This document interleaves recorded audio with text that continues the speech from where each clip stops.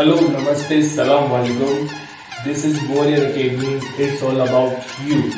और आज हम स्टडी करने वाला है चैप्टर नंबर 12 इलेक्ट्रिसिटी पार्ट 3। इससे पहले हमने 2 more वीडियो अपलोड किए थे, ठीक है, जिसमें हमने कुछ टॉपिक डिस्कस किया था, जैसे कि चार्जेस। फर्स्ट वीडियो में हमने डिस्कस किया था चार्जेस, है ना, and force between charges, and हमने पोटेंशियल करंट भी डिस्कस किया था। In second video we discuss about Ohm's law, जो कि सबसे इंपॉर्टेंट टॉपिक है इस चैप्टर का, है ना। And second is resistance, third the factor on which resistance depend and the relation between V I and R. Okay, ये relation भी बहुत जरूरी है। आपके पास कुछ न्यूमेरिकल्स आते हैं या आपके पास कुछ स्मॉल क्वेश्चंस आते हैं, उसमें ये रिलेशन बहुत काम में आने वाला होता है कि कौन इंक्रीज होगा तो कौन कितना इंक्रीज होगा या डिक्रीज होगा। तो ये सबसे इंपॉर्टेंट टॉपिक है। तो आज हम जो डिस्कस करेंगे वो इस चैप्टर का सबसे इंपॉर्टेंट टॉपिक होगा, सबसे, क्योंकि इस पे न्यूमेरिकल आता है, इस पे डेरिवेशन आता है, इस पे थ्योरी भी आता है, ठीक है। इससे ही ज्यादा चांस है आपके आने के। तो अब हम जो बताना चाह रहे हैं कि हम कौन सा टॉपिक डिस्कस करने वाले हैं, वो टॉपिक है आपका कॉम्बिनेशन ऑफ रेजिस्टेंस, ठीक है, series combination, parallel combination and heating effect of electricity and power. Power जो है वो सबसे स्मॉल टॉपिक है लेकिन इंपॉर्टेंट टॉपिक भी है। ओके, तो आज हम स्टार्ट करते हैं। अब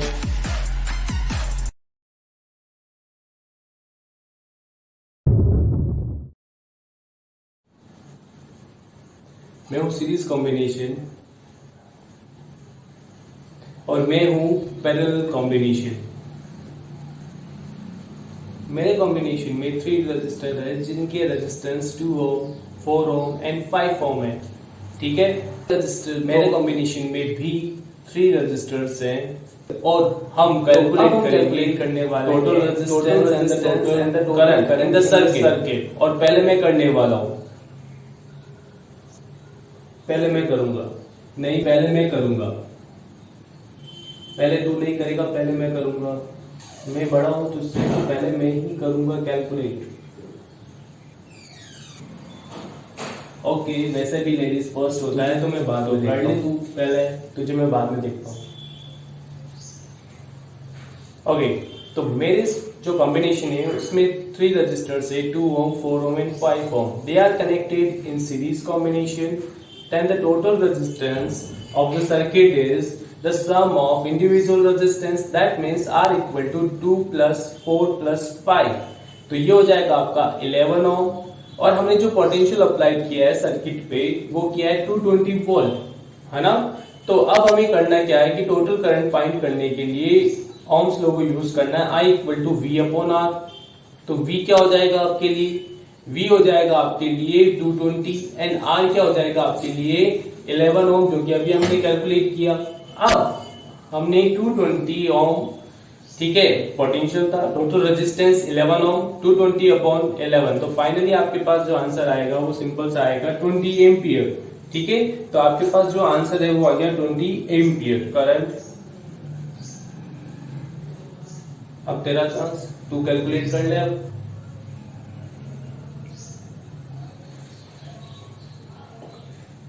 ओके, तो अब मैं कर लेता हूँ।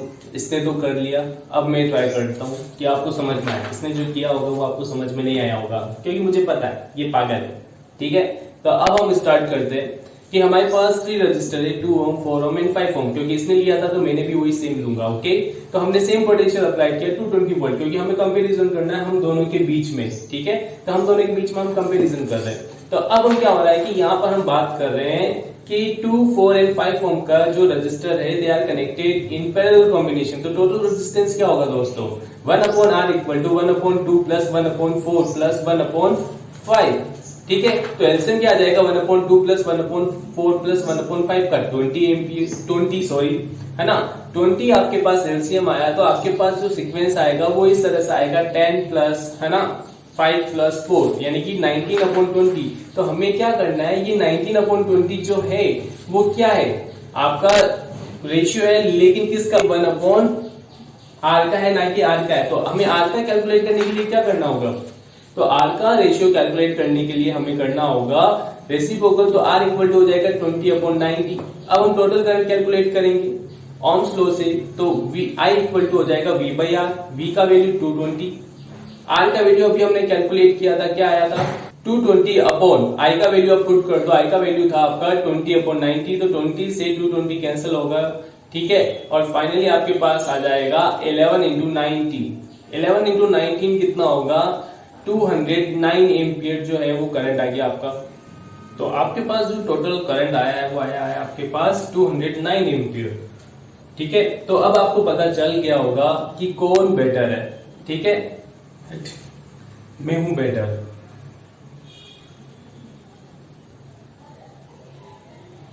नहीं मैं हूं बेटर, नहीं मैं हूं बेटर, ओके। तो अब हम बताते हैं कि मैं बेटर कैसे हूं। सीरीज कॉम्बिनेशन जो ये यहाँ पे है, इसका रेजिस्टेंस भी ज्यादा है, ठीक है। कंपेयर कर लो आप ऊपर से, किसका रेजिस्टेंस ज्यादा आ रहा है, मेरा रेजिस्टेंस कम आ रहा है, यानी कि ये पावर कंज्यूम ज्यादा करता है, मैं पावर कंज्यूम कम करता हूं, ठीक है। सेकंड जो है वो कंपेयर हम करते हैं कि मैं बेटर क्यों। इसका कोई भी रजिस्टर फॉल्ट में आने के बाद पूरा सर्किट ठप हो जाएगा, ठीक है। लेकिन मेरा कोई भी रजिस्टर फॉल्ट में आने के बाद मेरा सर्किट ठप नहीं होता है, वो कंटिन्यूअसली रनिंग रहेगा, ठीक है। आई बात समझ में? मुझे करना ही नहीं है तेरे साथ, मैं जा रहा हूं।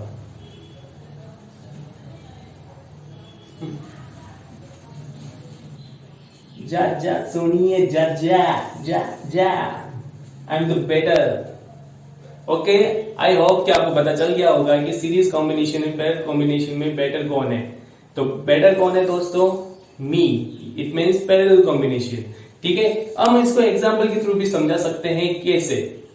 कि सिंपल सा है कि जब आपका जो दोस्ती है वो सीरीज कॉम्बिनेशन की तरह होगा, तो यानी कि कैसा कि सीरीज कॉम्बिनेशन में क्या होता है कि जब आप साथ साथ चलते हैं, ठीक है, आप एक दूसरे का हाथ पकड़ के चलते हैं, तो लेकिन क्या होता है वहां पर कि जब आपकी कोई कंप्लेन हो जाती है स्कूल में, आपका फ्रेंड क्या करेगा, यानी कि आपका एक फ्रेंड पकड़ा जाता है, ठीक है। चलो 3 फ्रेंड है, 3 में से किसी आपने कोई चीज मस्ती की वगैरह कुछ भी, और आप पकड़े गए, आप प्रिंसिपल सर के रूम में गए, प्रिंसिपल सर ने आपके फ्रेंड को डांट रहे हैं और वो आपके नेम बता देगा। क्यों? क्योंकि जो सीरीज कॉम्बिनेशन है, ऐसा कॉम्बिनेशन है कि ऐसा फ्रेंड जो कि अकेला तो मरता है लेकिन साथ में 2 को और लेके मरेगा, कि मैं अकेला क्यों मरूं। तो उसी तरह सीरीज कॉम्बिनेशन में जो रजिस्टर होता है वो एक ऐसा दोस्त है कि एक फॉल्ट में आने के बाद बाकी रजिस्टर को भी काम नहीं करने देगा, वो बोलेगा कि मैं काम नहीं कर रहा हूं तो तुम भी कैसे कर रहे हो। लेकिन पैरेलल कॉम्बिनेशन ऐसा कॉम्बिनेशन है जय वीरू की तरह, ठीक है।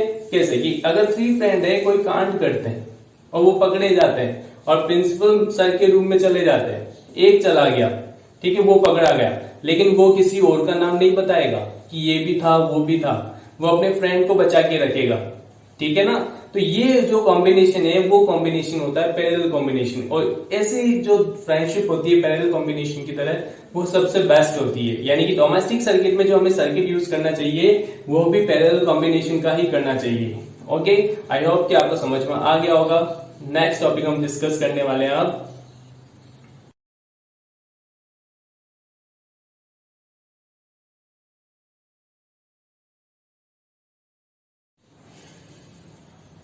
तो अब हम डिस्कस करने वाले हैं हीटिंग इफेक्ट ऑफ इलेक्ट्रिसिटी, कि जब अब आप देखते हो कि वायर थोड़ी देर में गर्म हो जाता है, हीट प्रोड्यूस करने लग जाता है, तो जो ये इफेक्ट है this is called heating effect of electricity. अब ये हीट जनरेट क्यों होता है, कैसे होता है, तो वो हम डिस्कस करने वाले हैं। इनिशियली जब हम बात करते हैं कि कोई मेटल है या कोई आयरन है, तो उसमें इलेक्ट्रॉन्स रैंडमली फ्लो होते हैं इन ईच डायरेक्शन, हर एक डायरेक्शन में, एवरी डायरेक्शन। तो जिसकी वजह से एवरेज जो है वर्क डन या फ्लो जो है वो 0 हो जाता है। लेकिन जब हम उस पे एक्सटर्नल पोटेंशियल अप्लाई करते हैं तो क्या होता है कि सभी के सभी इलेक्ट्रॉन्स जो है सेम डायरेक्शन में फ्लो होते हैं। दैट मीन्स जब हमने कोई इधर प्लस एंड इधर माइनस अप्लाई किया तो इलेक्ट्रॉन्स जो है नेगेटिव होने की वजह से प्लस की तरफ मूव करेंगी, तो वो प्लस डायरेक्शन की तरफ फ्लो होने लग जाएंगे।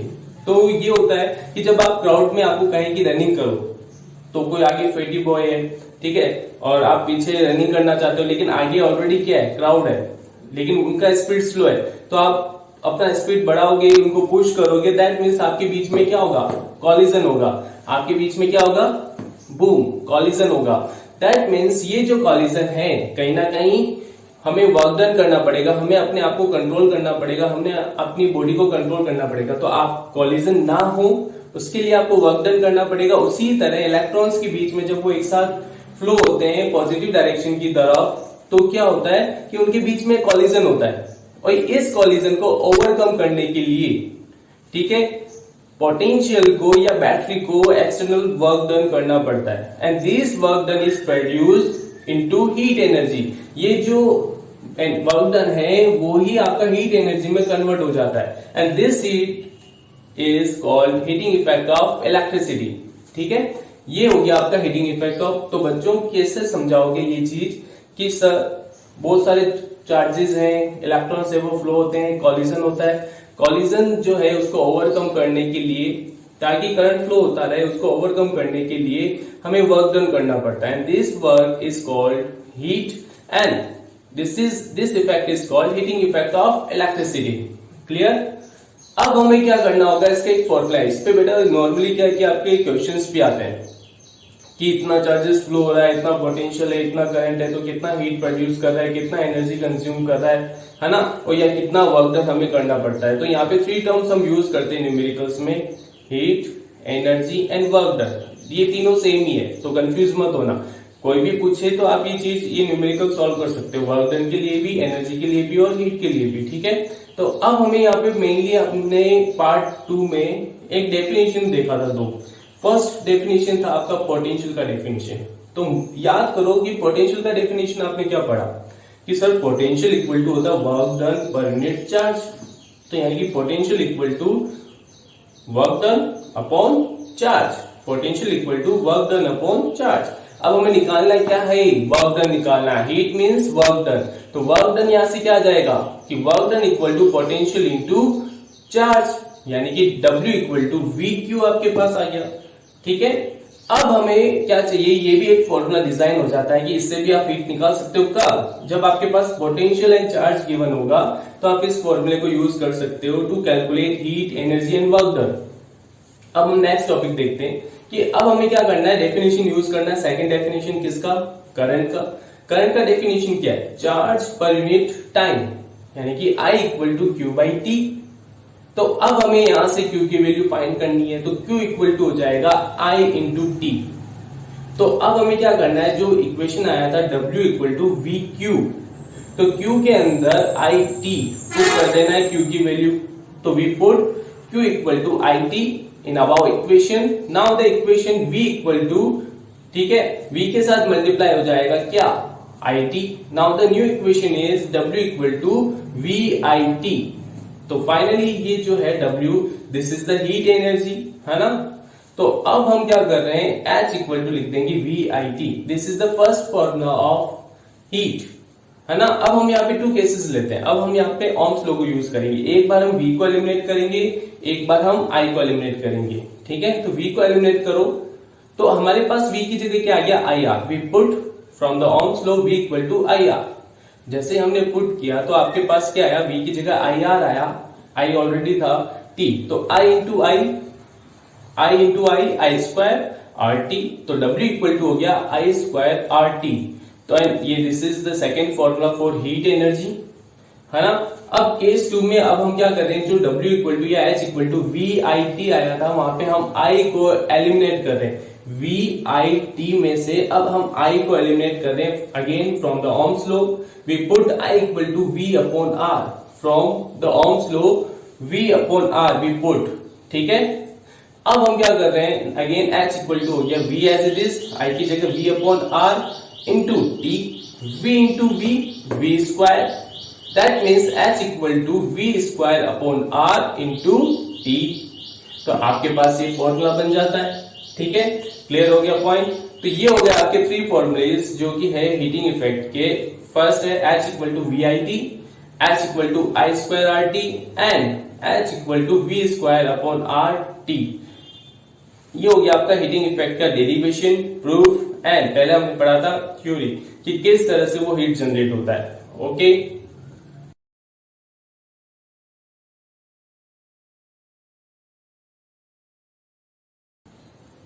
तो अब हम पढ़ने वाले हैं पावर। ठीक है, वो पावर नहीं जो कि आपके यहाँ पे होती है, इलेक्ट्रिसिटी में हम कितना पावर कंज्यूम करते हैं जिसकी वजह से आपको पेमेंट करना पड़ता है, ठीक है, वो हम पावर कैलकुलेट करने वाले हैं। कि कोई डिवाइस लेने से पहले हम ये सोचते हैं कि वो कितना पावर कंज्यूम करेगा। जैसे हम एसी खरीदते हैं तो इन्वर्टर ऐसी खरीदते हैं कि वो कम इलेक्ट्रिसिटी या कम पावर कंज्यूम करे, ठीक है, तो वो ही हम कैलकुलेट करने वाले हैं। तो अगर इस टॉपिक को आप सीख लेते हो तो आप कोई भी इलेक्ट्रॉनिक डिवाइस जब आप लेते हो तो आप उसका पावर पहले से देख सकते हो कि क्या इसमें कितना पावर है, या टू डिवाइस में कंपेयर कर सकते हो किसका कितना पावर कंजप्शन होगा। ओके, तो स्टार्ट करते हैं। जैसे कि हमने लास्ट टॉपिक में देखा था कि हम क्या डिस्कस किया, हीट किया, वर्क डन किया, है ना।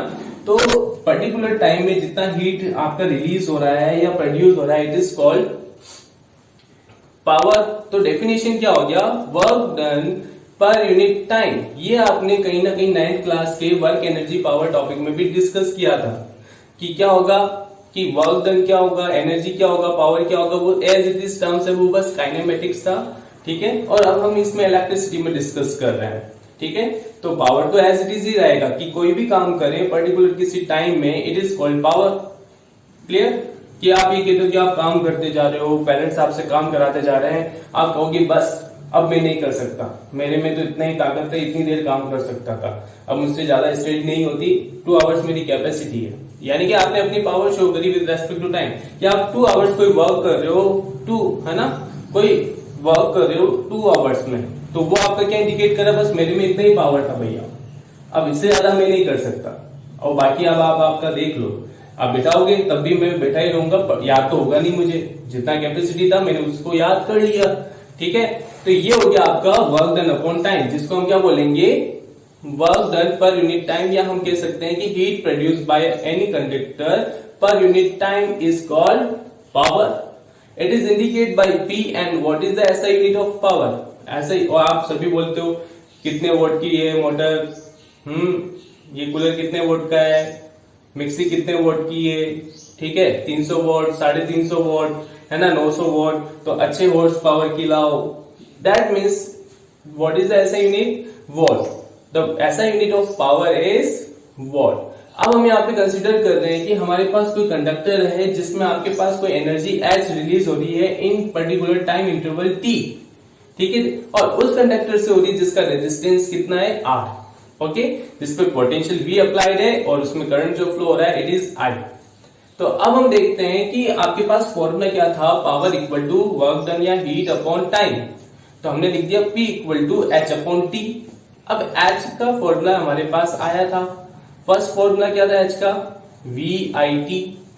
तो हम यहाँ पर H equal to VIT put कर देंगे, तो P इक्वल टू हो जाएगा VIT divided by T, T से T cancel out, then the power का जो फॉर्मूला है वो हो गया आपका P इक्वल टू VI, यानी पोटेंशियल एंड करंट की टर्म में आपका पावर का फॉर्मूला क्या हो जाएगा, product of potential and current equal to power.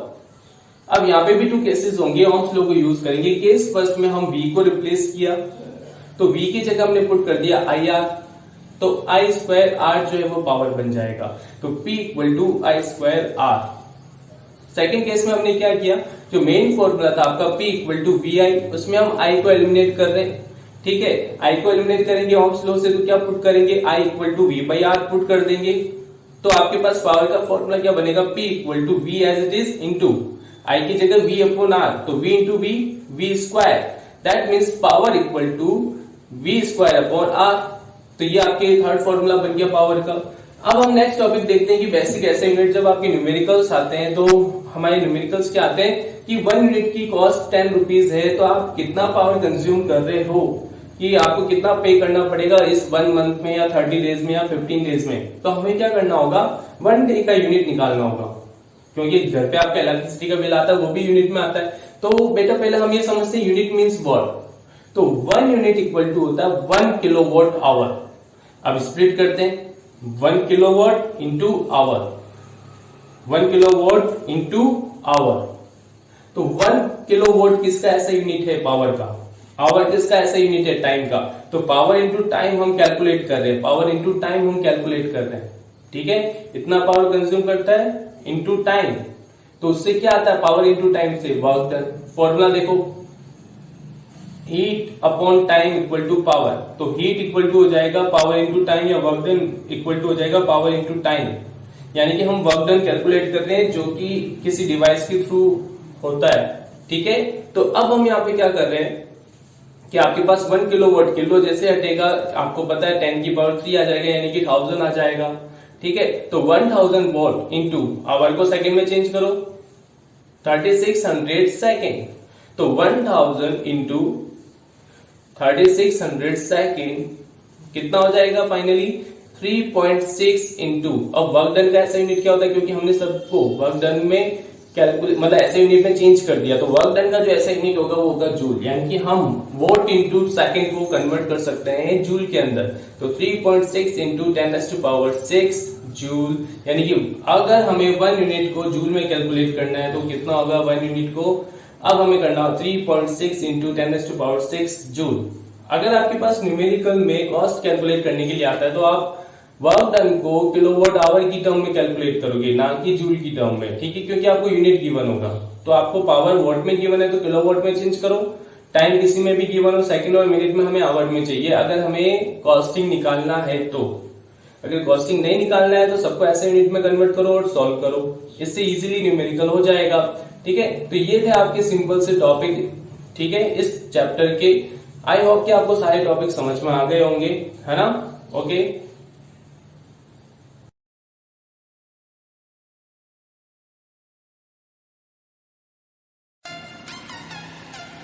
Okay दोस्तों, आई होप कि आपको ये वीडियो पसंद आया होगा, और वीडियो के लिए आप मेरे चैनल को सब्सक्राइब कर सकते हो। और इस चैनल पे केमिस्ट्री का भी वीडियो अपलोड होने वाला है, बायो का भी अपलोड होगा एंड मैथ्स का भी अपलोड होगा। ठीक है, अगर आपको ये वीडियो पसंद आया है तो like it and share it. Okay, good bye.